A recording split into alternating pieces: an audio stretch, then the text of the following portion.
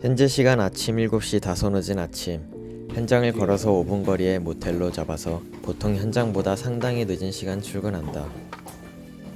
조금이라도 더 자기 위해 식당에서 아침을 안 먹고 편의점에서 해결한다.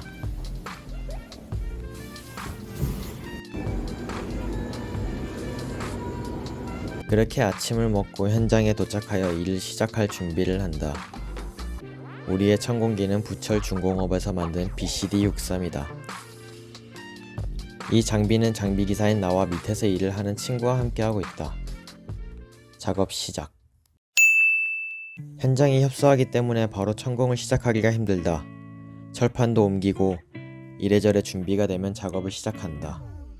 이 현장에서 하는 작업으로는 CRP라는 공법인데 도면에 나와 있는 대로 땅을 뚫고 빔이나 철근망을 삽입하고 콘크리트를 붓는 흙막이 벽체를 형성해주는 공법이다. 내가 이쪽 일을 시작한 것은 햇수로만 9년 정도인 것 같다. 아버지가 낡은 천공기로 일을 하셨는데 나는 20살부터 대학교를 다니며 방학 때마다 도비 일을 하였고 대학 졸업 후 도비 일과 천공기를 배우며 27살부터 천공기를 타기 시작하여 지금까지 기사를 하고 있다. 우리 천공기는 총 3대이고 아버지, 형, 나 이렇게 기사로 3명이서 일을 하고 있는데 모두 B시기에 일만 들어오면 타지고 가릴 거 없이 빡빡하게 살아가고 있다. 이 일을 배우면서 때려치고 싶은 마음은 수도 없이 들었다. 배워야 할 것이 진짜 한두 개가 아니다. 용접에 산소 절단은 물론 유압 호스의 현장에서의 변수들, 나열하자면 끝도 없지만 제일 힘들었었던 건 일할 때 아버지한테 겁나 혼났던 거였다. 어쨌든 지금은 친구와 현장을 잘 치고 나가고 있지만 아직은 젊은 사람들이 장비를 끌고 일하는 게 현장 소장들이나 처음에 인식은 별로 좋지 않다.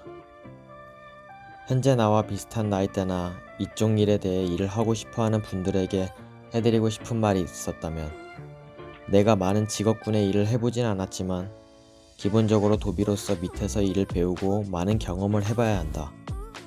장비 기사로서는 장비 조작도 중요하지만 현장을 전체적으로 통솔하고 볼 줄 알아야 하고 어떠한 변수들이 생겨났을 때 얼마나 빠르고 안전하고 잘 해결하는지 중요하다.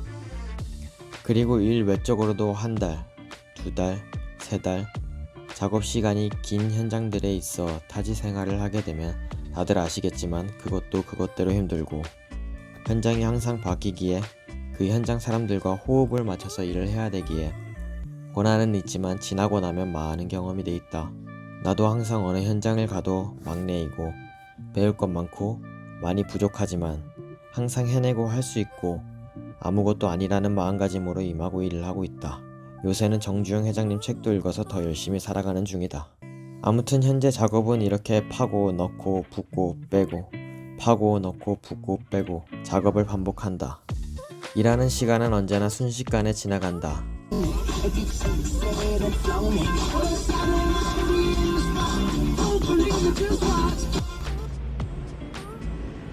작업을 끝내고 장비를 안전하게 세워두고 현장에 애로사항이 있는가 한번 둘러보고 컨테이너에서 옷을 갈아입고 퇴근을 한다. 영상을 처음 만들어 보는데 상당히 어렵고 쉽지 않네요.